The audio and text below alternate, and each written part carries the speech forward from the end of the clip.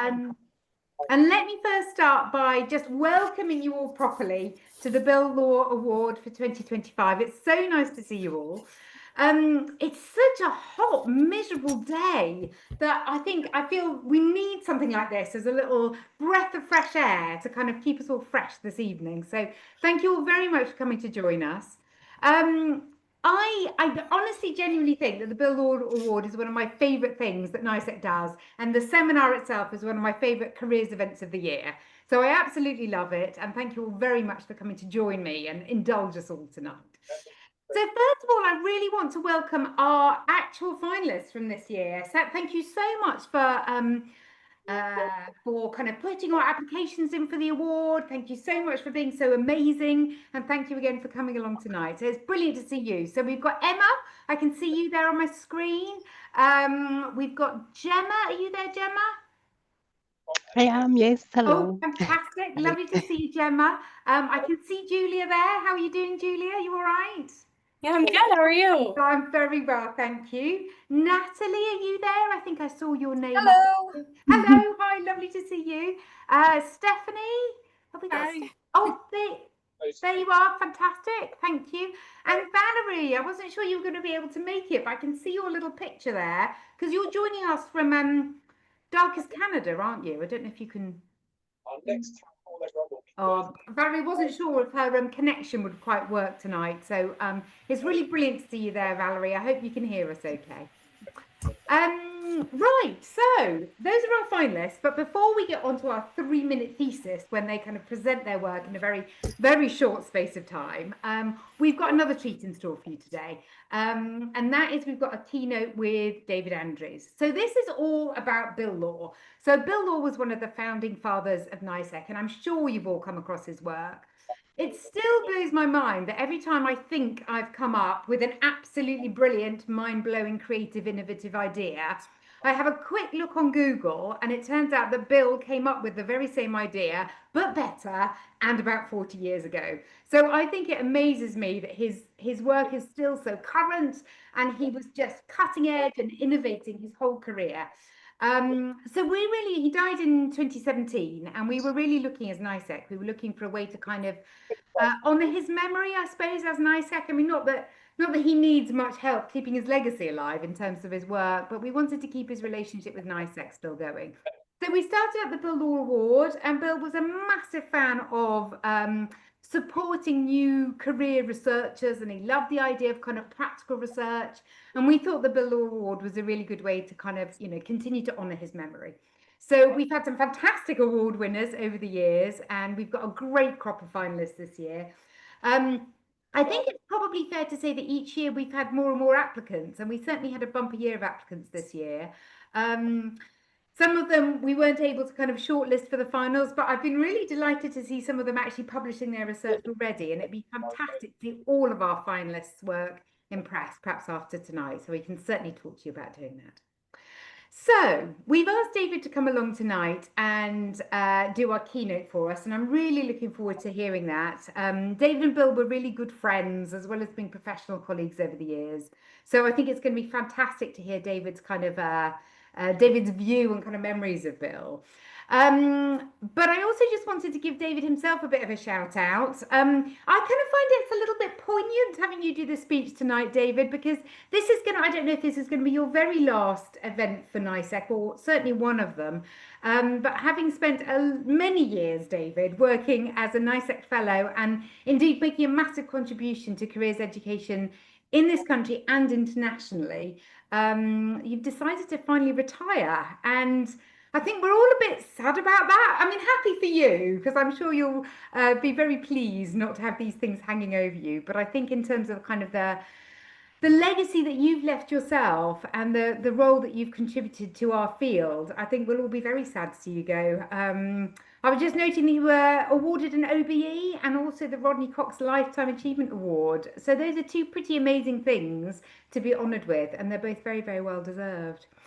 So how it's going to work is, in a minute I'm going to stop talking, David's going to do his thing, hopefully there'll be some chance for questions after that. Then once we've done that, we're going to hand it over to the Bill Law Award finalists, and I will share my screen. I've got a presentation and a slide from each of them. And then when we've done that, hopefully there'll be a little bit of time for questions there as well. And then after that, we're going to have the big reveal. And Jill, who is our NICEC chair, is going to announce the winner. And then we'll just celebrate how fabulous everybody is. So that's the plan. No. I wonder if everybody could just make sure that they mute their microphones whilst we're doing this. Thank you. So David, over to you. Crikey, right. Thank you, Julia. I'm really pleased to have been asked to do this. As Julia said, I have finally retired. I've taken 7 years to do it. But a couple of weeks ago, I did say this is my last presentation. But I was very happy to take on this talk because Bill was a very dear friend of mine, a colleague and a mentor. I knew him for 36 years. Really pleased that NICEC has established this award. And I'm very pleased to do this opening talk. This evening's not about me. This evening is about the people who submitted, made their submission for the award. And I want to first of all say congratulations to each and every one of you. You're all winners because I know what it takes to put together a submission for this award. There will be one eventual winner of the whole thing, but you're all to be congratulated on your work. And this evening's for you. I won't be speaking for all 45 minutes, probably 25, 30 minutes, but I thought that would leave us some bit of leeway for the talks from the people who've made their submissions, but also an opportunity for other people to share their comments and recollections about Bill, because I really think it's important that we do build on his legacy and don't forget it. Jill has just remarked as we were assembling for this that at the end of the Fellows meeting this afternoon, it was said that possibly there are more fellows in NICEC now who didn't meet Bill than the people who did. So I think it's really important we do just re-examine his work, look what's there, remind ourselves of it, and promise ourselves that we will revisit it. Julia is absolutely right. So many times when we think we thought something new, we go to Bill's work and we found that he thought about it 30 or 40 years ago and wrote about it. In the present day, people talk a lot about modern work experience and modern careers education. What they mean by that quite often is when you get a little bit below the surface, they're talking about some of the good practice that Bill talked about way ahead of his time 30, 40 years ago. So I want to look briefly at Bill at the person, look at some of the headlines of his work, and just urge us all not to forget it, but to do what I've put in the title of this, to build on this legacy. Remember it, but build on it. So let me start with Bill the person. This is a rare photograph of Bill because he doesn't have a hat. Bill would frequently come into any meeting, wintertime or summer. He would have a hat appropriate for the weather. That was one of his features. I don't know a lot about his early life. I know he was born and raised in London. And when I got to know him, he was in his mid-40s. And living in Cambridgeshire, which is where I am here, with his wife Maureen and his two sons, Andrew and Stephen. And I'm still in touch with Maureen. She only lives 20 minutes drive away and we see each other from time to time. But let me just pick up on his career journey and his profile as a person. He was an RE teacher. That's how he started his work in schools. But in that job, he soon took on the responsibility of being a school counsellor. And that was in the 1960s when there was a growth of school counsellors in schools. Unfortunately, it didn't last for very long and the numbers started to disappear. As so often happens in the careers world, we think of something good and then we don't continue it. From his position as a school counsellor, actually, something I do remember, he took on responsibility for careers in his school. And I don't know if there are any people here present this evening who remember the Careers Library Classification Index, the CLCI, all those peculiar three-letter codes that the careers literature had at the time. I think one of the best was JAB, which was for nursing and midwifery. But Bill was one of the pilot schools for that index when it was set up between the government and CRAC. Anyway, in the mid-70s, Bill moved to University of Reading to be a lecturer in education. The main course he taught on was the course for school counsellors. He was only there for 2 years because then in 1975, so this is 50 years ago, he moved to Hatfield Polytechnic. These are the days when we had polytechnics, and took on the job as senior lecturer. Now, at the same time, a bit of history here for you. At the same time, NICEC was founded, and I'm sure almost everybody listening will know how NICEC was founded, but just to state the facts, NICEC was established in 1975 as a joint enterprise between CRAC, based in Cambridge, the Careers Research Advisory Council, and Hatfield Polytechnic, as a research and development organisation. CRAC itself had been started in 1964. Tony Watts was the head of research and development, and Tony founded NICEC when the two founders of CRAC, Adrian Bridgewater and Tony Watts, decided to separate the activities into the publishing side, Hobson's Press, which Adrian Bridgewater led, and the research and development side, NICEC, which Tony led. Tony immediately spotted that he wanted Bill to work with him, so Bill was the founding fellow. The two of them established NICEC in 1975, and Bill went on secondment from Hatfield Polytechnic to NICEC, a secondment that was to last for 17 years because he never went back. And I think Bill always said he had the record for the longest secondment in education. Bill was the founding fellow of NICEC. Tony and Bill were soon to be joined by John Colleen, Ruth Hawthorne, and the rest of that is history, which we may revisit on the 22nd of September when NICEC celebrates its 50th anniversary. But that arrangement stayed until 1992. The significance of 1992 is that's when the polytechnics were reincorporated or into universities. And at that time, the then University of Hertfordshire, which the Hatfield Polytechnic became, decided it didn't want to continue a relationship with CRAC to support NICEC. And at that point, Bill was made redundant. But I'll come back to that in a minute. This is the point at which I met him. So in 1981, I was appointed to the job of head of careers at St Ives School here in St Ives in Cambridgeshire. In Cambridgeshire, I'm not in St Ives anymore. And I immediately started a course at Hatfield Polytechnic because at those days they had a careers teacher training course. It was a little bit different from the careers teacher training courses that we have at the moment. This one lasted for 2 years, 2 o'clock till 8 o'clock every Thursday, term time only for 2 years. And Bill was one of the tutors on there. That's where we first met each other 36 years ago. Now, to return to the story, Bill was made redundant in 1992 when Hatfield Polytechnic or University of Hertfordshire withdrew from the NICEC arrangement. So he stayed as a self-employed consultant. And actually, when I became self-employed a few years later in 1999, he gave me some very helpful advice on establishing yourself as a consultant. One of the things was, David, you're going to have to learn to say no, because as a self-employed consultant, you'll say yes to everything because you're not sure when the next piece of work is coming, and then you'll find yourself overwhelmed with deadlines. He was absolutely right, but both of us didn't follow that advice. And he remained as a NICEC Senior Fellow, and he remained as a NICEC Senior Fellow until 2010.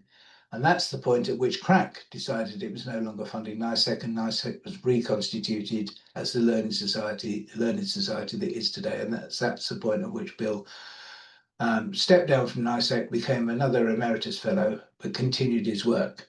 And in fact, he continued his work right up to just a few weeks before his death, because I know from Maureen that she said that he would spend, sometimes it could only be an hour in the morning or towards the end, but he would still be writing on his website, which I'm sure many of you visited at the time, the wonderfully named hiho.com, his website, where he hosted the Career Learning Cafe. So that's his career. What were his principal interests? His interests were careers work in schools, and particularly curriculum and careers education. He was interested in guidance, but his main focus was the curriculum and careers education. NICEC always says that it's about theory, practice, and policy. Bill was interested in two of those. He didn't actually have a lot of time for policy. He said politicians will come and go. He said what's important is what we develop in terms of practice and the theory that underpins it. If policy helps, so be it. His focus was on developing theory and developing practice. And his particular interests were the training and development of staff who were involved in this work in schools and research. But I think the phrase that I've heard most commonly used to sum Bill up was he was an innovative thinker. And Julie's already mentioned that within her introduction. And that's how I saw him. In the later part of my career, I used Bill as a contributor to some of the courses I was doing. And I always used to say in his introduction, when I first met him, he was somebody who made me think about what we did and why we did it. And he hasn't stopped doing that. And actually, he still hasn't stopped doing it. Whenever you look at your work, look at his work, it makes you think about what you do and why you're doing it. And that's his contribution, and constantly making us think about what we do and why we do it. So the theme of what I want to say for the rest of this talk is, don't forget it, the work that you did, but do more than don't forget it. Revisit it, look at it, build on it. It was often said that he was ahead of his time. I think he was. It's just the time wasn't ready for the ideas that he had. But now is the time to go back to his work and revisit it. So the way I want to look at this is look at what some of the contemporary concerns in the field of careers education in schools are, and then look at how I think some Bill's early work actually could help with those concerns. So first of all, there's a lot of discussion at the moment about the need for learning outcomes. Not new discussion, but it's a bit that was lost about 10 years ago.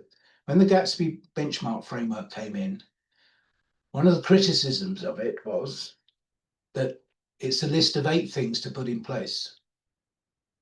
But it didn't say for what purpose. What do we want young people to know, understand, and be able to do as a result of these 8 things? It was a list of content. And as I've always said in presentations over the last 10 years, what other area of the curriculum do we specify by what to put in place without thinking about what the aims and objectives and learning outcomes should be? We don't say, right, when designing a maths curriculum, have some maths lessons. What we say is, this is what we want young people to know, understand, and be able to do. I'm very pleased to see that in the latest revision of the Gatsby benchmarks after the 10-year review, the whole area of having learning outcomes is now much more upfront. So that's one of the issues that's around at the moment. The new benchmarks are saying, let's go back to using learning outcomes. Yes, we do need some guidance on what the content should be, but we also need some guidance on what the overall aims and objectives should be. The Careers and Enterprise Company now uses the idea that young people should have a progressive career learning journey, that it isn't something that all takes place at one point in time or in just 1 year in a school, but over time throughout your time in school, you should be building on your career learning and have a progressive curriculum. So there's a need not just for learning outcomes, but for progress in those outcomes. I'll come back to that when we look at Bill's work. What's another one of the concerns? Meaningful encounters. The Careers and Enterprise Company, when it was established, talked a lot about the need for young people to encounter the world of work through contact with business. It's a feature of the Gatsby benchmarks that there are meaningful encounters with the world of work through work experience placements. There are meaningful encounters with institutions of further study. I want to come back to that. So these are contemporary issues that people are dealing with. And in the new revision to the Gatsby benchmarks, there's a definition now of meaningful, which wasn't there in the first place. Training for the school workforce is another concern. At long last, we have a training program, a nationally funded training program for careers leaders in schools. That's what delayed my retirement for 7 years. I was about to retire 7 years ago, and I'd spent my whole career lobbying for a national programme of training for careers leaders. And just at the time I was about to retire, they introduced one. And I said, I'm not going and letting that go. So for the last 7 years, I've been helping with that programme. But the other part of this is, it isn't just the careers leader. What about all the staff? Where's the training in initial training, where we introduce teachers to the idea that they have a contribution to make to careers education and guidance? Where's the training in the early career framework, that structured programme of training for the first 2 years of your professional career? When the careers leader is likely to approach you in school and say, as a tutor, as a subject teacher, how can you contribute to the careers programme? Where's the training for all of that? It was in a government white paper 4 years ago. It still hasn't happened. But that was another area of interest of Bill's, the whole area of training and development. And a fifth area in terms of temporary concerns is, how do we quality assure our programme? If we know what the aims and objectives are, we know what the content is, how do we quality assure that? And there's a lot of work with the Quality and Careers Standard and the Careers Impact System that the Careers and Enterprise companies developed. So these are some of the current issues. What I want to look at is how Bill's work actually contributes to each of those. Probably the thing that he's most widely known for, him and Tony, is the so-called DOTS model of careers education. It's probably the most cited work.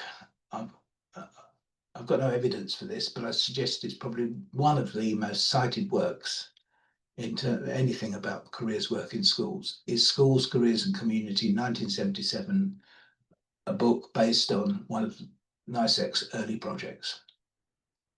When they examined careers programs in 6 different schools in England and came up with this framework for the content of those programs.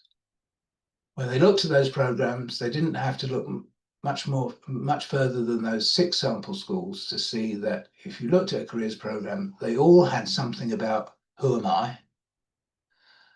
They all had something about what's out there for me. They all had something about how do you make a decision? Sometimes it was some rather peculiar work that was teaching decision learning by what I call the parable approach, which is you spent a whole lesson working out how you would choose where to go on holiday or what film to see, and suddenly you were able to transpose that to how you choose your career. But we've got more refined about that than these days. And then in addition to that, there was work on how do you make a transition onto the next stage, prepare for that transition, and make sure that transition is successful in that you prepare for what it's going to be like, an area they call transition learning. Now, put those 4 elements together, take the acronym, and it says SOD it. So it was rearranged into the DOTS model. And that's the work that's cited, and that's where it is. Now, if you look at that program, if you look at that framework, that actually underpins almost every framework of learning outcomes for careers education I have seen in the last 50 years. Whether it was the frameworks from the School Curriculum and Assessment Authority, whether it was from QCA, whether it was from the department, the national framework, whether it was the NICEC framework that followed, whether it's the current CDI framework, you can recognize this basic fundamental framework to all of those. Look at the blueprints. Look at the blueprints developed in Australia. Look at the blueprint developed in America. Look at the blueprint developed in Canada. All underpinned by this model. This was a seminal work. But Bill never actually saw this as a planning tool. Never saw it as a planning tool. What he saw it was as a review tool for seeing what you covered. But he would always thought it had its limitations. It needed more. What was the more? It was that second issue that I raised on that slide, progression. This tells you what areas to cover, but it doesn't tell you much about progression. One of Bill's phrases was, too often we ask young people to make a career decision before they've got enough to go on. Too often we ask young people to make a career decision before they've got enough to go on. We need to give them more to go on. And he came up with his career learning theory, which you will find in the NICEC book, Rethinking Careers Education Guidance, 1996. I'll put the references on all these slides, and hopefully these slides will be shared. for those who want to pick up those references. And Bill's career learning theory had these 4 elements. So while self-awareness, opportunity awareness, decision learning, and transition learning indicated areas of coverage, he would say for each one, there should be progression in learning. First, we need young people to be able to sense what's going on, to gather information, start to assemble some sequences in that information, sifting and sorting that information, put it in some sort of order, making comparisons about this is like this is like that, this is different, and using some concepts to describe those differences and similarities. So we gather information about opportunities, about ourselves, about how to make decisions, about how to make a transition. We sort them out into different approaches. We start to focus on how different people see these as different things, but then we focus on our own view. What's our own view?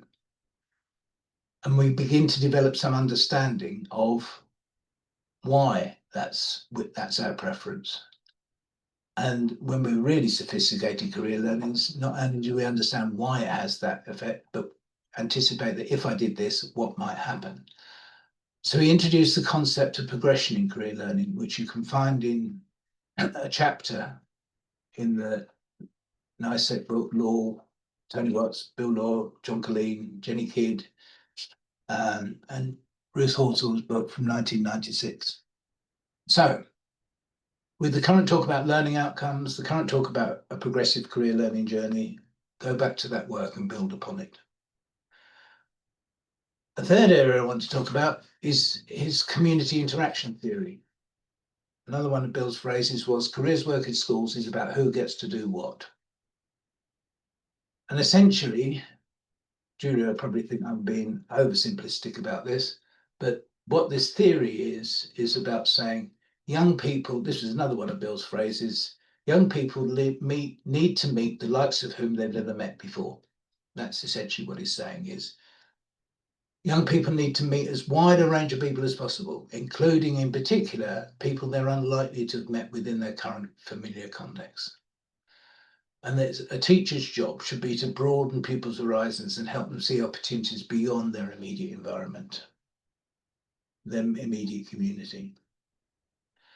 Now, those are exactly the thinking that's behind the encounters, the Careers and Enterprise Company, the Gatsby benchmarks, benchmarks 5, 6, and 7, all talk about the need for these encounters.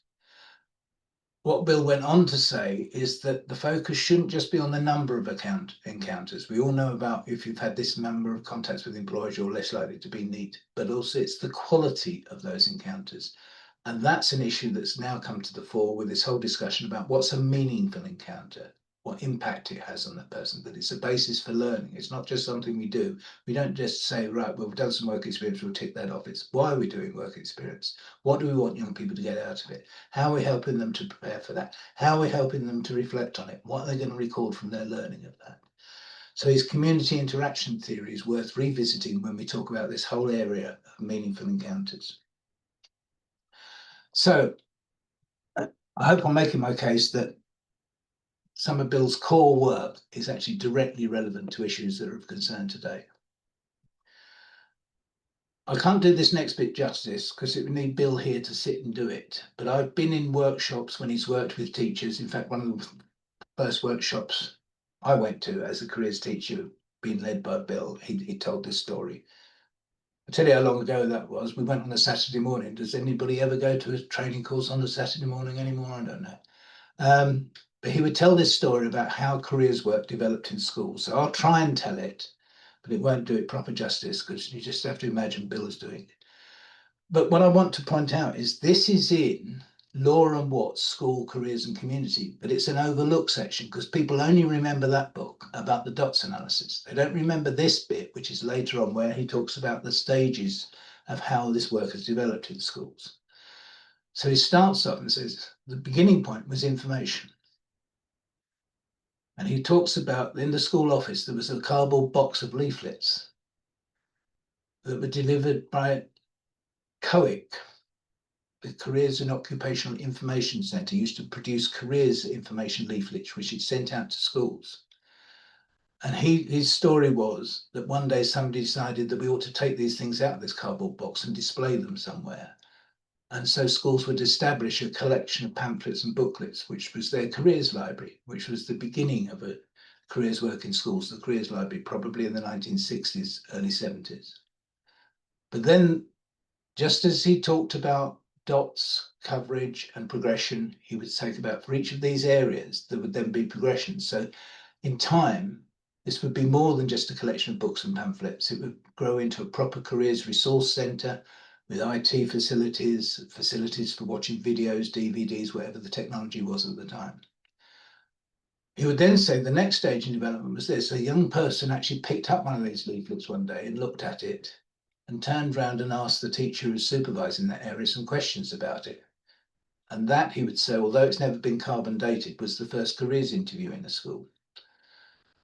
So we go from careers information to careers interviews. And at the beginning, we were giving advice, but later they turned into guidance interviews and counselling. Then he would say, and as more and more people looked at these leaflets and more people had individual interviews, we realised actually it would be more cost effective if we did some of this information giving in groups. So that was the first curriculum element. And the first careers lessons were simply that. They were talks where we would give occupational information to large numbers of people at once. But over time, we developed a careers education program that was much more than just transmitting occupational information. We developed a careers program based on the DOTS model. He then went further, building on his ideas about using the community, is there is a resource beyond the school. But before that, there's the other elements of what goes on in a school. So linking the careers program with other areas of the curriculum. And that was the beginning of some extracurricular work, not a fully cross-curricular approach to delivering this, but making links with different subject areas, linking into the careers program. And then using the resources in the community for things like mock interviews and work experience. So you can see how it was built out with this notion of how careers work developed over time. And there in the schools, careers and community, he goes back to those 6 schools and maps where each of them was in terms of progression through these stages of development. Now, a particular reason I want to mention this is because look at those components. How many are there? 8. Look at these components. How many are there? 8. Benchmarks were developed in 2014. Bill's areas of development of careers work in schools were developed in 1976.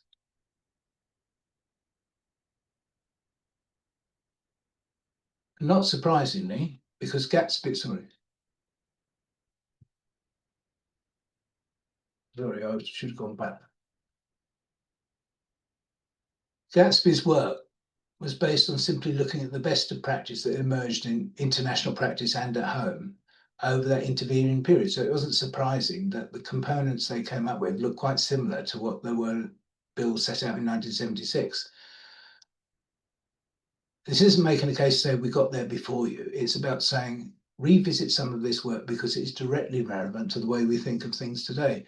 If you want to see the links, these are how I think Bill's components link to the current Gatsby benchmarks. The whole of the first one, information, links to this Gatsby benchmark 2, which talks about learning and using career and labour market information. The whole interview looks about how you address the needs of each individual youngster. Benchmark 3, personal guidance. Benchmark 8, the whole curriculum work.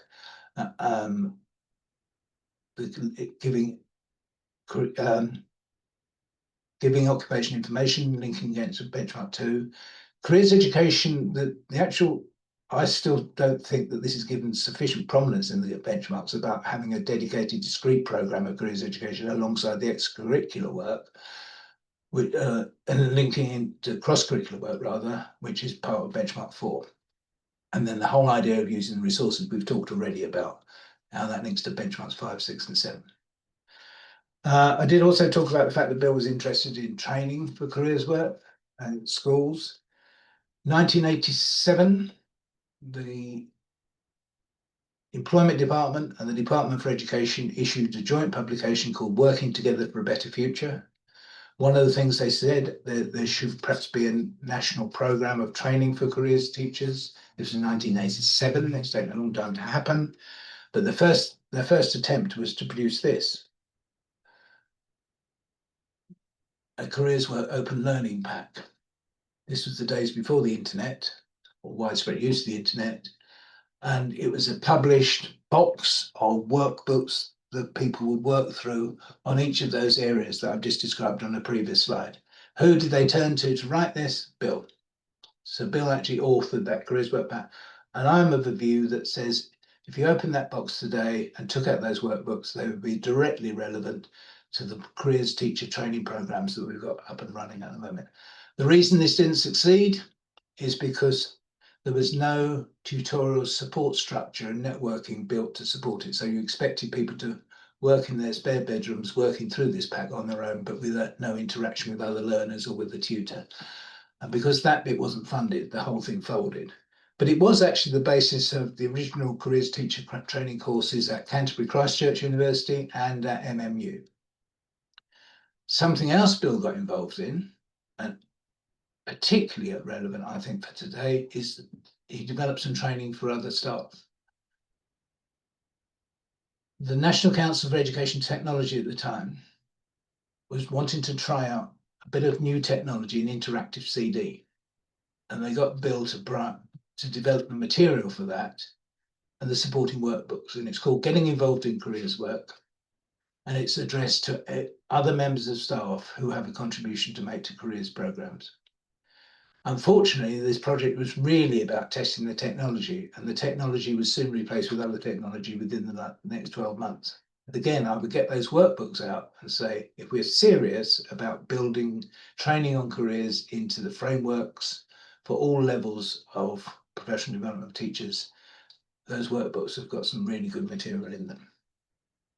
Lastly,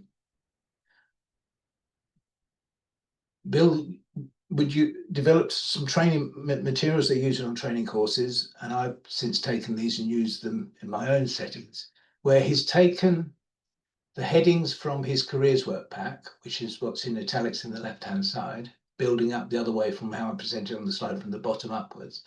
And for each one, he's looked at how work in that particular area has developed over time. I'm not going to read this slide out to you, but you get the concept that for each of the different stages of, or different aspects of careers work, there are stages of development. And what he would do, he had this developed as a single sheet of A4 paper. He would hand out some highlighter pens and say, right, the bits that you've got in place, shade that in green. The bits that you've got partly in place, but you want to develop a bit further, highlight those in yellow. For bits that you haven't got into yet, highlight those in red. And they would pick up that RAG rating, before anybody used that phrase, of how a diagrammatic view of where their career program was in stages of development. And the question then was, which of those yellow and red areas do you want to go into next? Now, I said that one of the current concerns is the whole area of quality assurance. The Careers and Enterprise Company has recently developed a careers impact system, which looks at 6 different themes, aspects of careers work in schools, and I hadn't got space on the slide to type them out. But each one has 4 levels of progression in stages of development. Exactly the same idea. But I'm not sure that anybody who developed that system has gone back to Bill's work and looked at it. So my message is a simple one at the end of this presentation. I think out of the issues that have been identified as current concerns for careers education in school, Bill has something to offer on each and every one of them, and we should go back and revisit that work. If you want to know more about Bill and his work, NICEC produced a dedicated issue to him. He died in the April of 2017, and in October we produced this. I've drawn a lot on that, a couple of articles in there for this presentation. If you want to know more about him and his work, that's not a bad starting point. You can easily access this issue on the website. Now we've got open access to it. And looking ahead, all that wealth of stuff that's on his Hi-Ho website is gradually being transferred over to the NICEC website to form a Bill Law archive. Lynn Barham is leading on this work, and we're hoping to be able to launch that archive on the 22nd of September. But as I say, my final message is he had a hell of a lot to contribute. Don't forget it. Revisit it as and when. And at this point, I haven't used my full 45 minutes, so I thought I'd just open it up to anybody else who wants to share a recollection or comment about Bill that presentation has triggered a memory of. David, that was so lovely. What a lovely kind of homage to Bill, and what an interesting kind of romp through all the different things that he did and everything that he, well, not everything he achieved, but some highlights of things he achieved. But it's absolutely brilliant, the parallels that you're drawing between kind of what was going on then and what's going on now. And I bet there's more of that to come, isn't it? The stuff that's going to be, you know, in the next 10 years, it's going to be coming up. We'll still be able to link it back to Bill, which is just amazing, isn't it? Yeah, I still haven't caught up with him. No, no, that's exactly right, isn't it? I was just, before I kind of hand over to other people, I was just thinking that I did a little study a couple of years ago on career theories that practitioners in the UK use. And the two theories that our colleagues come back to time and time again are the DOTS model and community interaction. And when I put my paper in for peer review, the peer reviewers were saying, well, what about the modern theories? And yeah, our colleagues do use the modern theories. But, you know, it's the community interaction, which I think was 1981, and the DOTS model from 1977 are kind of two of the ones that people find most contemporary even now. So that totally reflects what you're saying, doesn't it? Well, occasionally in education we get something right and it stands the test of time. Yeah. So David, let me just kind of echo your request there. If there are any, I know Lynn, are you around? I didn't know if you wanted to say anything more about the archive, or any other colleagues perhaps who have. What were you asking for, David? Sort of anecdotes about just any recollections of Bill and his work that presentation has triggered. That'd be so lovely to hear. I'm just looking around to see if, are you there, Lynn? David, may I just, it's Deirdre Hughes here. Oh, Deirdre, how lovely. Hello. I just wanted to, well, congratulate you and NICEC colleagues and around. It's a lovely tribute to Bill. Just very quickly, you didn't mention his hat, David.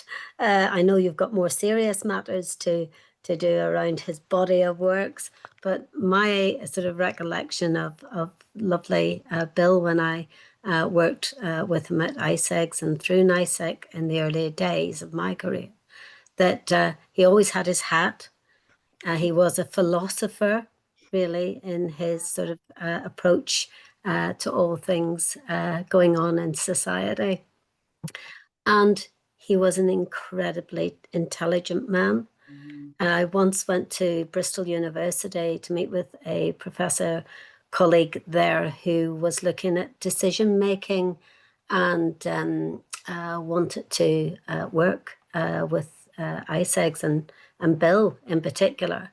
And I remember just sitting in the room and Bill holding his own, really, in terms of sharing knowledge that I didn't even know and skills that I didn't even know that Bill really had. You know, the quantitative, he wasn't afraid of figures and numbers and the scientific approach. So I just wanted to sort of share those very brief, fond memories of Bill, and I too still draw on his work. So thanks. Oh, Deirdre, that was lovely. What a lovely, and yes, his hat. He was always so elegantly dressed, wasn't he? Always so sartorially wonderful. Absolutely. So Julia, anyone else? Oh yeah, sorry, Glenn, do go on. Yes, well, really good to follow on one of the points that Deirdre has made, because of course I'm getting embedded in his work and working out how to transfer it to the archive at the moment. And I decided that I would, over the last couple of days, have a go at the article that I think is going to be hardest to do. It has over 100 links in it. And as I work through those, they just go everywhere in the way that Deirdre's just been saying. They go to philosophy, they go to economics, they go to social theory, and they go way beyond just those obvious things, as well as obviously all the core things that David's been talking about.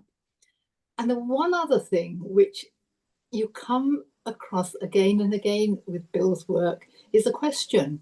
He says, which way is forward? And then he'll obviously add a topic to it, but it's that, let's stop, let's think about it, let's work out where we could be going. It's just, you know, it's just the Bill question for me, and one we could all do with keeping hold of. That's such a nice recollection, Lynn. Thank you. And that's it. One thing I remember about Bill is that he never made me feel stupid. You know, however, his big, massive brain that could barely fit into the room, and yet somehow he was always interested in other people's views, wasn't he? Which I think is quite a tremendous. And that very much links to that idea of that, you know, he was always asking questions, wasn't he? Always interested to learn more. Yeah. Julie, I've just seen the message from Jane there about the Open College project, and that's the thing that David was talking about, the pack for teachers that it was published by the Open College, and I'd forgotten, but I can remember being asked to be involved in that when it happened. And David's absolutely right. If it would have had far more impact if it had had tutorial support attached to it. That's interesting. But I've still got a copy of it somewhere. Oh, good. And again, I agree with David that you could wheel it out now, and it would still work in many cases, I think. So I think I'm gonna show that to the students on the course. That's brilliant. And you know, and obviously we talk about Bill on the course, and so it's a kind of a tangible thing. You know, I like that idea. Thank you, Bob. That's brilliant. Kate, I was just looking at Kate, you're making some comments about what you how you use Bill's work at UWE. Do you want to tell us a little bit about that? It'd be lovely to hear. Hi, Kate. Hi, everybody. Hi. Yeah, we continually talk to our students and they about Bill's work, and they have to explore their own practice and use the DOTS model, particularly because it's a good starting point, Julia, like you have already said, just as by way of getting them started in their own practice.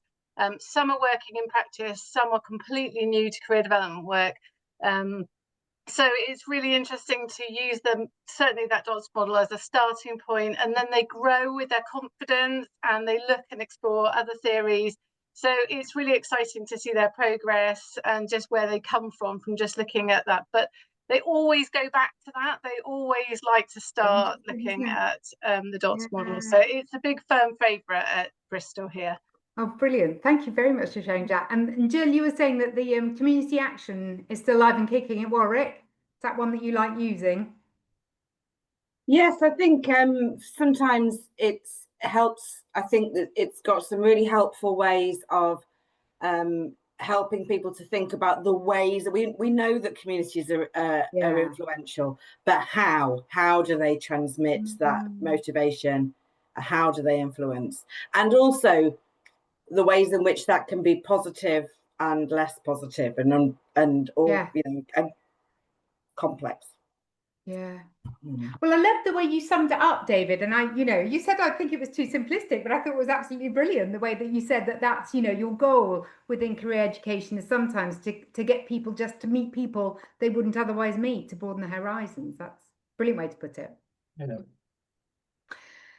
Right. I think I might start because I feel that we could chat about Bill Law all night, couldn't we? But I'm gonna put a stop to that. David, can I just thank you so much for sharing your brilliant thoughts in such a clear and helpful way. You must have a look at the chat because there are lots of lovely comments in the chat. So thank you very, very much for sharing your ideas with us tonight. That's fantastic. Well, as I said at the beginning, it was a pleasure to be asked. Oh, David, thank you. And I think we're going to move on now to hearing from our award finalists, which I'm very, very excited to do. So if it's all right with you finalists, I've got your slides on a single slide deck. So I'm going to share my screen and I'm going through you alphabetically by first name. So we're going to start with Emma. We're going to finish with Valerie, and I've got to let you all know that I've massively let Valerie down, and I'm so sorry, Valerie, because Valerie knew she was going to be away, so she very thoughtfully and very professionally recorded her 3-minute thesis for me, which she sent to me before she went away, and I clicked on it to make sure it worked, and it all looked perfect, and it was fabulous. And then this morning I went to download it, and it said I should have downloaded this at the time when I first looked at it, and the link has expired. So I'm so sorry to everyone, Valerie particularly, but all of you, to be honest, because you won't get to hear from Valerie tonight. Valerie, I'm going to make sure I twist your arm to come and do a talk for us another time. And what I'm going to do, it's nothing like as good, but I am going to read out Valerie's abstract when we're through the other presentations. So at least you'll get to hear some kind of sense, and it will be nothing like as good as her talk would have been, but at least it'll give you some kind of flavour of what Valerie's project was. So Valerie, I sincerely apologise to you and to everybody for messing that up. But I am very pleased to see the rest of you here, and hopefully we'll be able to hear a little bit about your research project. Before I do that, I just wanted to give a massive shout out to your supervisors, because obviously you've done like 99.9% of the work, but the supervisors waiting in the wings supporting you are also fabulous people, and it's lovely to have some of you here tonight. And thank you very much for the support that you give not only these fabulous students that will be talking tonight, but actually the whole community of career researchers. So your work is very, very valuable, and we do appreciate all the support you give. But now let me try and share my screen. Thank you, Valerie, you're very sweet. Right, I wonder where I put it. So let me try and, how can I make that bigger? Wait a minute, just bear with me. There we go. Okay, fantastic. So hopefully you can see my slide. Emma, you're up first. Thank you. I think it's scary to start, but it's really lovely to be here. Good to get it over and done with early, though. Exactly. So the research I'm going to talk about, I undertook as part of my MSc in career coaching, which I completed last year at Birkbeck. And during that, I spent some time researching the experiences of organisations in managing the working lives of dual career professionals. And that resulted in a piece of work which examined sustainability in careers, it examined the role of gender, and it examined the impact of the recent pandemic. The research looked at dual career couples, so those people who have demanding, typically professional careers, but combine this with a domestic situation where both spouses or partners work. And these have significantly grown in number over the last half century, and as a result have been the subject of various research papers. There's been comparatively less focus on how businesses or organisations approach the recruitment and retention and development of this group of people, and this became the focus of my own investigations. So I conducted a series of interviews with professionals responsible for this in working environments spanning law, accountancy, consultancy, finance, with the aim being to explore the research question described on the slide in front of you. The results showed that organisations fundamentally were having to conduct the kind of juggle of priorities and commitments which working professionals have long since handled at an individual level. And it identified a set of three key settings across which this juggle was taking place: the cultural norms of a business, the structural responses to questions of working practices and benefits, and the changes in career and life cycles and the support required to sustain them. And whilst there are still evidently responsibilities sitting at an individual level, the research pointed towards key considerations within each of these three areas, which organisations could use to improve the working practices and working lives of this group of employees. It was a time-specific piece of research, not least as it was clear that the effects of the COVID-19 pandemic on professional working lives were material and of particular relevance for colleagues managing both the professional and the domestic spheres. And it also, I think, captured a moment within the evolution of gender differences in careers, reflecting the need for businesses to attract and retain a demographic whose domestic lives often bear little resemblance to those of previous generations. Interviewees for the paper really identified the blurring of the boundaries between work and domestic lives as a positive step in allowing for the visibility of caring responsibilities, in equalising their importance to both sexes, in creating a workplace where fuller identities are able to flourish. And there will be future questions to answer, however, I think, as to the potential downsides of this less delineated approach, particularly as the political debate regarding the right to switch off continues to evolve, and what boundaries, or parts of the boundaries, will continue to be seen to be useful. And in a world where technology allows for the ever easier spread of work tasks into domestic spaces, how will we define working hours and responsibilities and professional boundaries? But ultimately, the research pointed towards a series of recommendations for human resource and talent management professionals, a summary or a checklist of the things they could consider as they tackle the issue, ideally allowing them to manage the often competing requirements of a desire to run a financially successful business, service demanding clients, and recruit and retain talented team members. And this, I hope, will be the impact that the research I did is able to have on the working lives of dual career professionals and those organisations which employ them. Emma, that was fantastic. What was it 3 minutes? I hope yes, so. It was almost exactly spot on. Good. And it's such an interesting piece of work, and you spoke about it so beautifully. So thank you very much. What a cracking start. Right. So next up, I think this is yours, Gemma. Is that right? I can't see your name on there, but I think it's yours. Are you there, Gemma? I am, yes. Sorry, I completely forgot to put my name on there. That's so bad, isn't it? That's terrible. Not released. Awful. Right. Go ahead whenever you're ready. Thank you. So 1 in 2 people in the UK will be diagnosed with cancer at some point in their lifetime, and that's roughly 1 person every 2 minutes. And behind every diagnosis, there's ripples, partners, children, friends, colleagues, as well as carers and careers and futures. And I know that for some of you here today, this won't just be a statistic. It might be something that you've lived through personally or supported someone you love through. So when I was doing my master's last year, I looked at the impact a cancer diagnosis can have on a person's career development and decision making from a rural Scottish context. And I was drawn to it because I noticed how little existing research there was about cancer and career, especially compared to other areas like mental health or disability. And as a careers advisor, I kept meeting people whose working lives had been completely reshaped by serious health issues. So I used a method called interpretive phenomenological analysis, which focuses on understanding how people make sense of their own experiences. And it felt like the right approach for a topic that's so personal.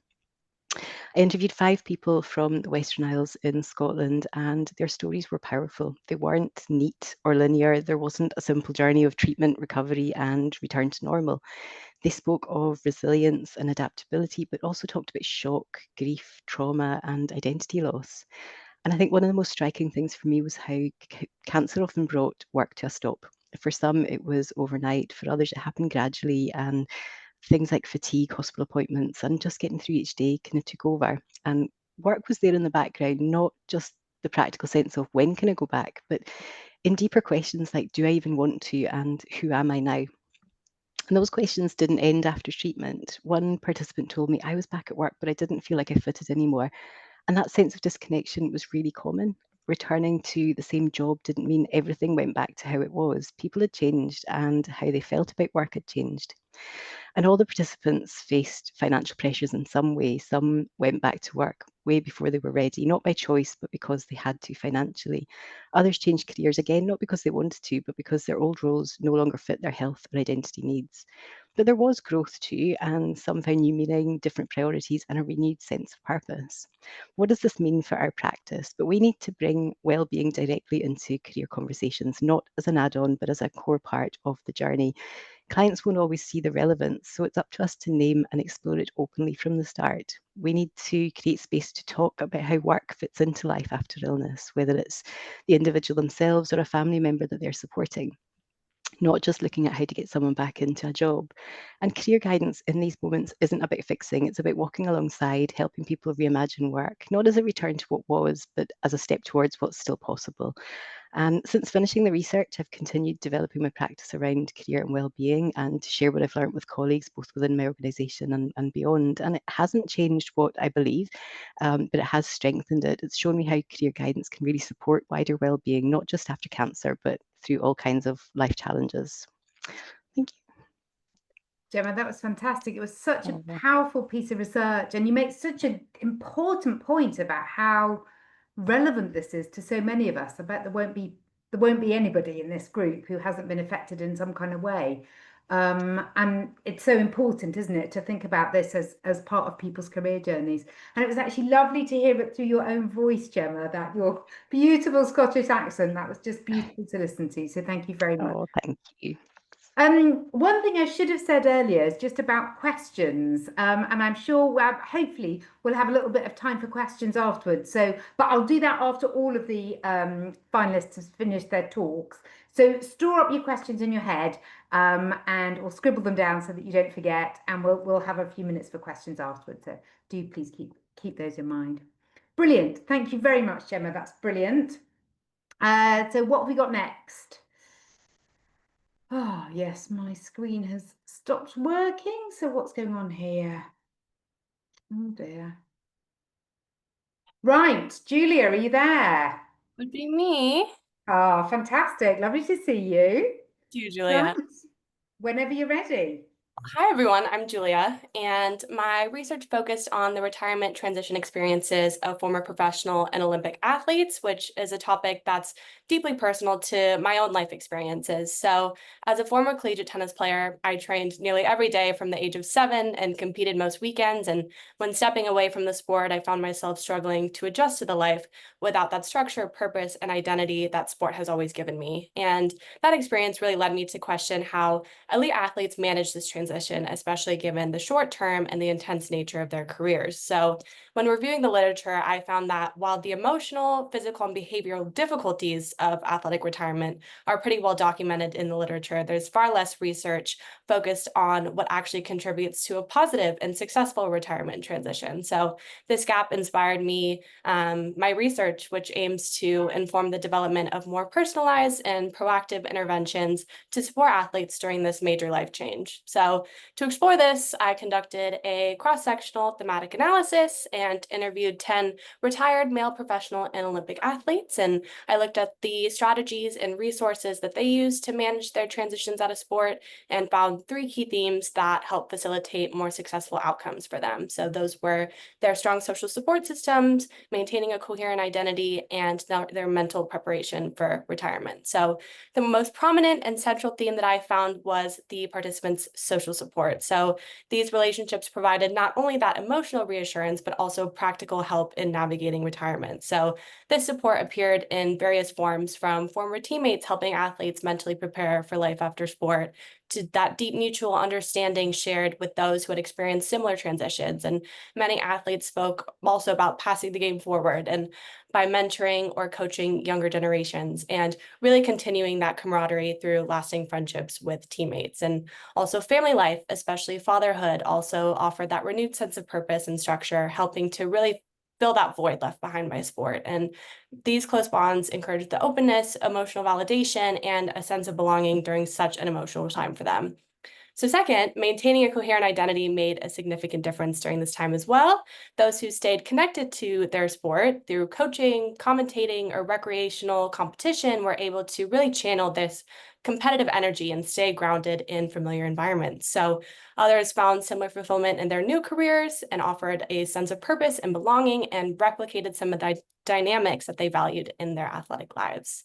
So lastly, mental preparation was essential during this time as well. Athletes who took time to reflect on their personal values, develop diverse skills, and create a strong exit plan were better equipped to redefine their sense of self and navigate life beyond their personal performance and achievements.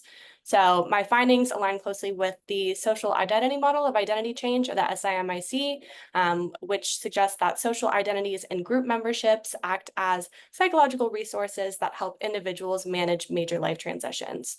So importantly, the studies were one of the first to focus specifically on the positive outcomes in retirement transitions, and highlights the central role of social support and its intersection with identity and preparation, and offers meaningful insights to develop that tailored support systems to empower athletes to thrive for life after sport.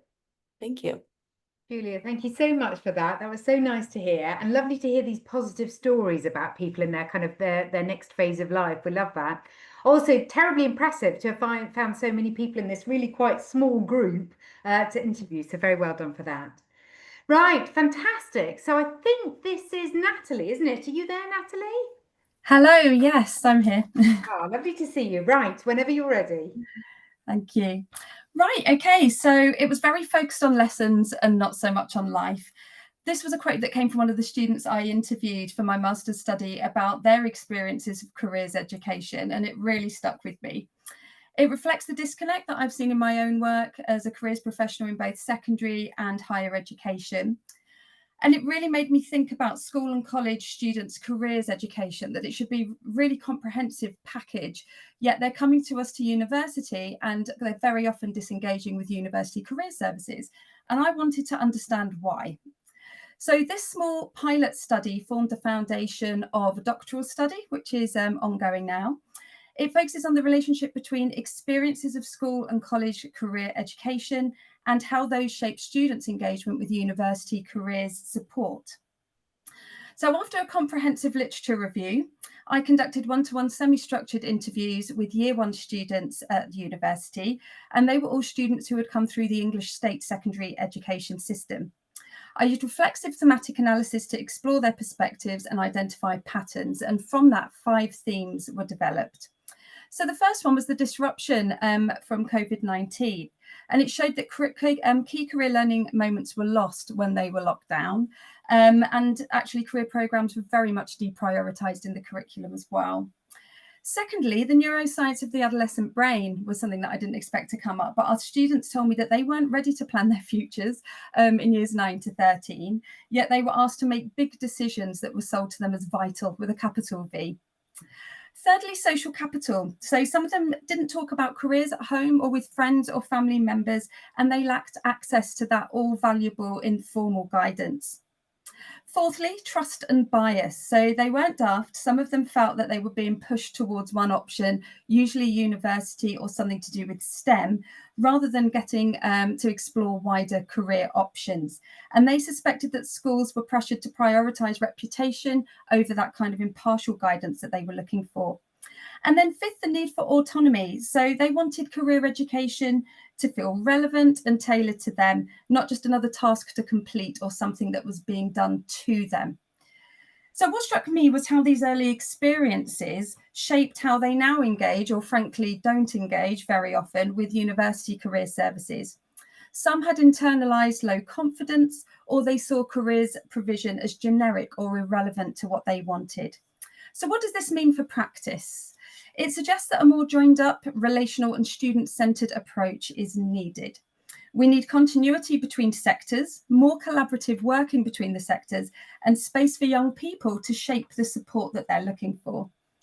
So this pilot study, as I said, now informs my Doctor of Education study, where I'll be working with Year 13 students using causal loop diagrams to co-design a wider qualitative survey. I will track some of these students into university for the first couple of years to explore how they engage with support over time, and ultimately co-create a toolkit to support cross-sector collaboration. So in the spirit of Bill Law's work, this study demonstrates that cross-sector career education must be rooted in context, community, and conversation, and built alongside and with the young people it aims to serve. Thank you. Natalie, I think Bill would have absolutely loved this, wouldn't he? I think he'd have found this so fascinating, and it feels like we definitely read it thinking, I can't believe nobody's looked at this before, because it feels like such an important way to look at it. Also really interesting that the impact that COVID is still having. You know, these are kids who went through it quite a few years ago, and it's still having that knock-on impact. So it's great to hear that you're doing your building on this for your doctoral research, and we look forward to welcoming you back in the future to tell us a little bit more. Thank you very much. Right, Stephanie, I think you're the last one up tonight. Are you around? I'm here, yes. Ah, lovely to see you, and thank you so much. So whenever you're ready. Yes, so good evening, everyone. My research explored the influences of working mothers on their daughters' experience of returning to work after having children. As a working mum myself, this topic is close to my heart. Studies show that closing the gender gap in the workforce could significantly boost the global economy with an increase of up to $7 trillion US. However, societal expectations often don't support the reality of working mothers. Despite progress, many still believe that women should do it all. This expectation can be overwhelming and unrealistic for many women. In the UK, mothers returning to paid work after having children has increased over 30% in the last 50 years. However, they often face challenges balancing work and family life. The media frequently discusses working mothers, both to criticise and highlight their struggles. Hadley Freeman's 2018 article in The Guardian inspired my research as it discussed how working mothers today are often working without a roadmap. Existing large-scale quantitative research by McGinn et al. In 2019 showed the influence of working mothers on their adult children's career choices and how they learned to challenge gender expectations. For my research, I conducted 5 semi-structured interviews and used thematic analysis to develop key themes. This research did not aim to be representative, but to explore the truths of these individual women. My first key theme, mothering, explored our participants' expectations of themselves as mothers, showing that identity was heavily influenced by their own experiences of childhood. One participant said, "You are there to live and love and serve your children." My second theme, expectations, showed that work and home often clashed with little tolerance for the demands on the mother. One participant said, "You should work like you don't have children and have children like you don't work." Another participant also shared something a colleague had reportedly told her. "I love employing working mothers because they feel so guilty they work doubly as hard." Thirdly, balance and flexibility were crucial, yet perhaps the hardest to achieve, as participants often felt torn between their expectations of motherhood and the realities that they faced. On becoming self-employed, one participant said, "It had given me the flexibility now, which I really, really love." Finally, choice. All participants made career shifts. Some reduced hours, others changed paths entirely. Supportive workplaces and role models help them balance working motherhood's demands. One reflected, "I can see myself in them, and I'm like, why can't I do that?" Going forward, my research showed that we should focus on supporting work-life balance and mentorship programs. These efforts help women manage challenges and explore these changing identities. In conclusion, working mothers face unique challenges, but their influence on their daughters' experiences is profound. By addressing these challenges, we can create a more supportive environment for working mothers and potentially positively influence future generations by providing their very own roadmap. Oh, that was fantastic. Thank you so much for that. I'm sure there's a whole room of working mothers here going, yes, that's exactly it. And you included some really, really poignant quotes there, which I think were fantastic. Right. As promised, I'm going to read out Valerie's abstract now with the caveat that this is not how Valerie would have presented it herself. She'd have made a much better job of it. But I did just want to let you know what she was doing because it was such an interesting subject. So Valerie entitled her paper, Mind the Language, examining what grammar can tell us about the embedding of individual responsibility for career in social discourse. So this is what she writes.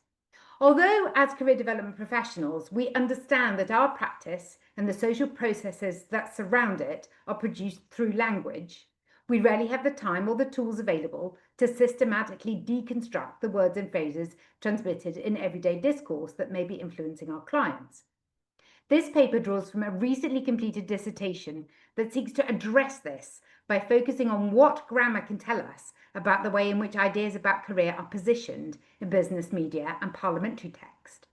Using theories and frameworks from the discipline of applied linguistics, alongside those of career development, I examine the extent to which the expectation of individual responsibility for career is integrated into institutional discourse, and then whether this disseminates to casual interactions between individuals. Using the capabilities of big data processing, I reviewed typical phrasing in thousands of documents. My analysis indicates that the concept of individual responsibilization for career is presented as taken for granted, although some contradictory messaging also exists, and that both positions are reproduced in posts to an online forum where people are commenting on work and what it means to them. The paper also considers the relevance of this approach and findings for career development practitioners, particularly how quantitative studies can support and validate practitioners' intuitions about dominant frames of reference that may or may not serve their clients well. I'm sorry, I've lost you now. Right. So there we go. We've heard from our finalists. I'm sure you agree that their studies were just brilliant. They're so creative and so relevant and so important and just so well conducted.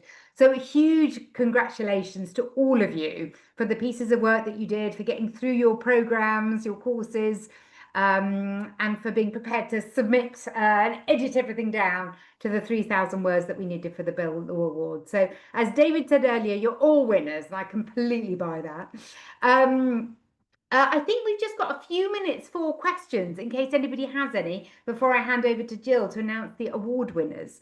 So would anybody like to if you just pop your hand up, and then I'll ask you to ask your question as you go through. Does anybody has a question to ask?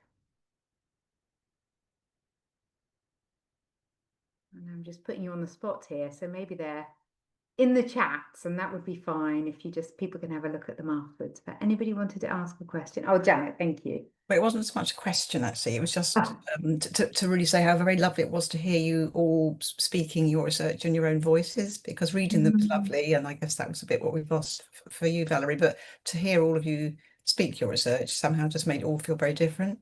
Didn't it? Yeah, it was a real pleasure to hear about all of your different pieces of work, because all of which seemed to me to be absolutely to support individual clients I can think of immediately. As I was listening around, it was like, oh yeah, that client would have helped. Oh yeah, that's a good idea. So I found it incredibly helpful, and thank you so much for all the work that you put into it.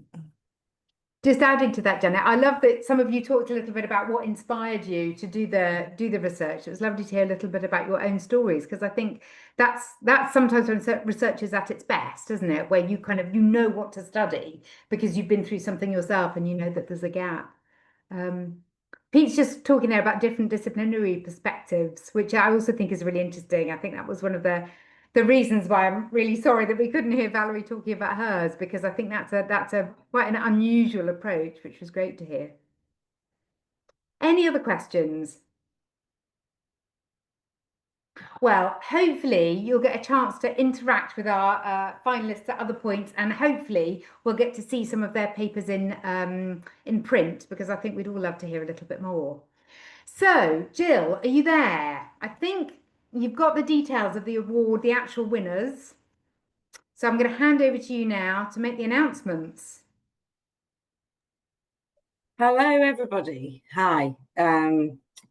Jill here. Excuse me, just turning my fan off because of the background noise.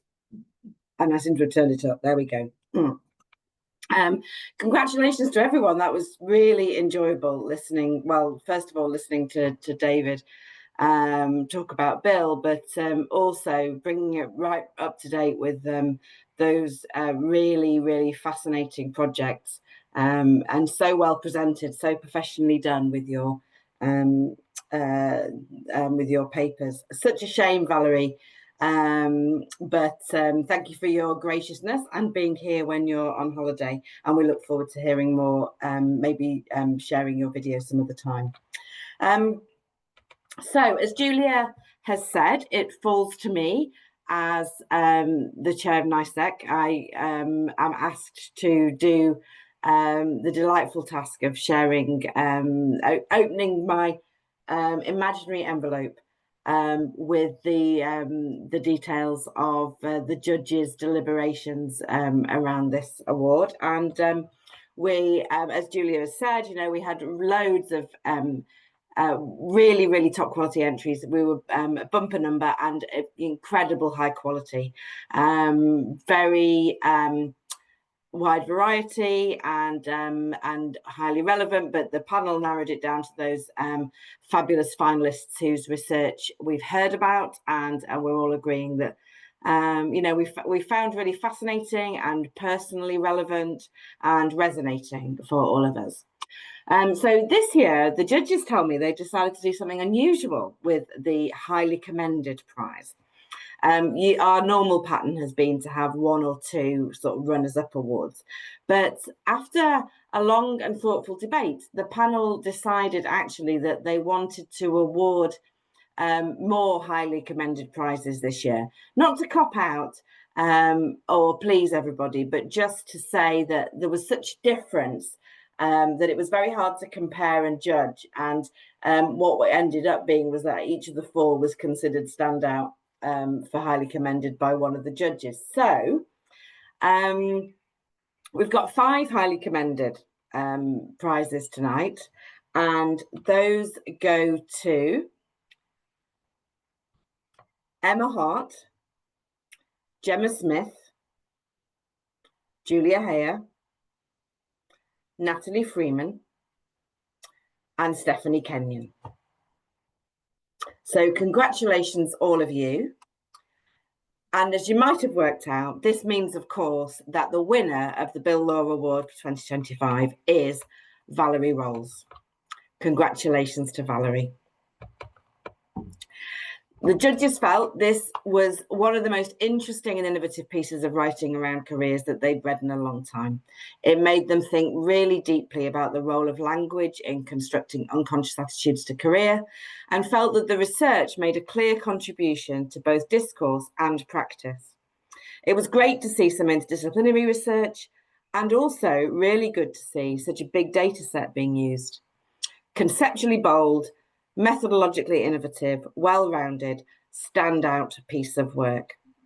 So Valerie is the lucky winner of a £50 Amazon voucher and our support in getting her entry into an upcoming edition of the NICEC Journal.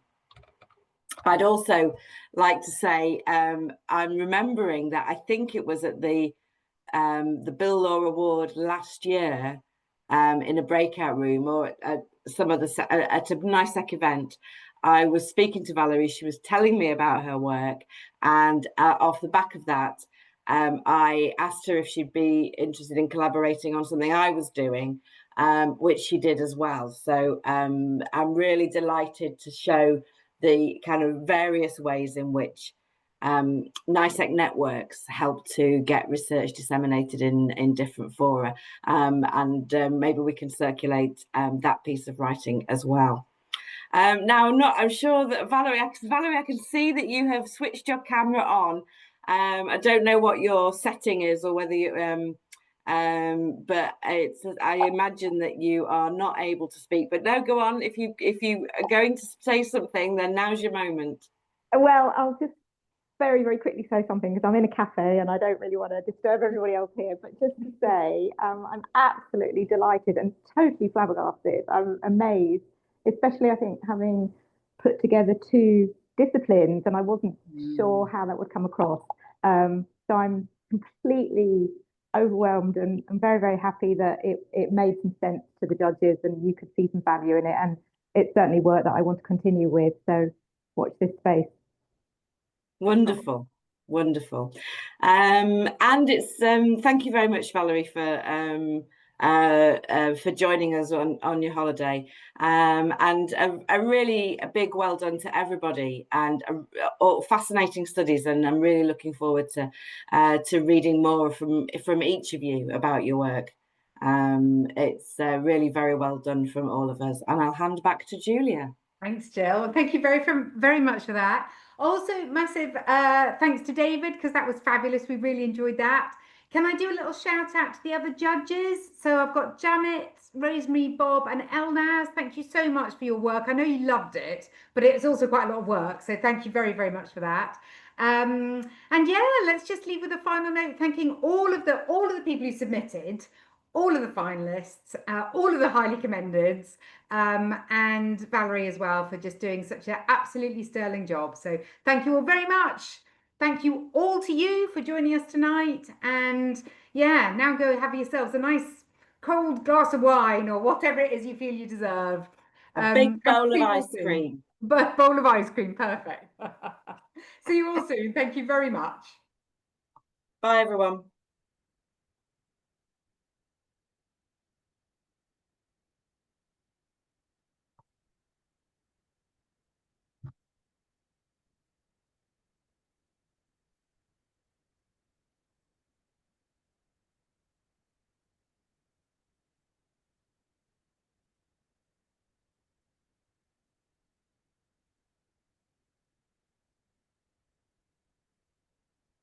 I'll end the meeting now, but I just wanted to say well done to Julia and everyone. Yeah, that's Fellow 2025 is a wrap. Fabulous. Did anybody come forward today in the meeting to say, oh, I'd like to chair it next year? No. Okay. What was I going to say? No, my mind's gone blank. I've forgotten. Right. We've got some people that are still in the meeting who probably are not in the meeting, but anyway. Absolutely, that's awesome. Yeah, well done, Julia, as well, because you know. Thank you, Julia. Thank you very much indeed. You're welcome. Obviously. Have a nice evening, everyone. Yes, right. Lovely to see you all. Take care. See you soon. Bye-bye. Bye.